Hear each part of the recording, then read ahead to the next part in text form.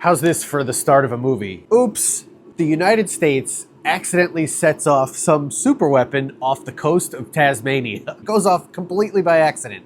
And it kills 500,000 people. It burns cities to the ground. Some of the people come back as weird zombie-like creatures. And that's the beginning to We Bury the Dead. So at the start of the movie, you've got Daisy Ridley. So she plays an American who's flying all the way down to Tasmania to be a volunteer, and kind of like an unwanted volunteer too. It turns out you need a lot of volunteers to clean up 500,000 corpses. And as I said, along the way, some of them get back up. And they're not like the zombies in a George Romero movie where they're stumbling all around, they don't want brains. And they're not like 28 days later, they're not running after you with blood flowing out of their eyes.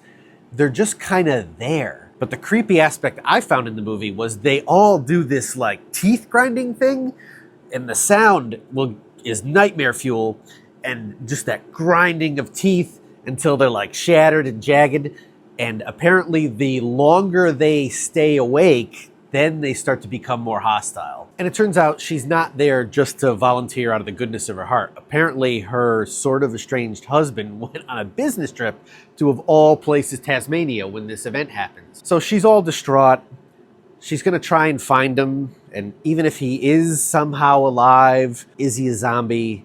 So she recruits this guy. They take a motorcycle and they're riding into like the worst part of where the incident happened. So there's burning cities. So along the way, she's gonna run into a police officer who's trying to, arrest her for like trespassing out into the danger zone. If you're gonna watch this movie, you're gonna find out why he's the real fucked up one. So clearly, I thought this was a horror movie. It is not a straight horror movie.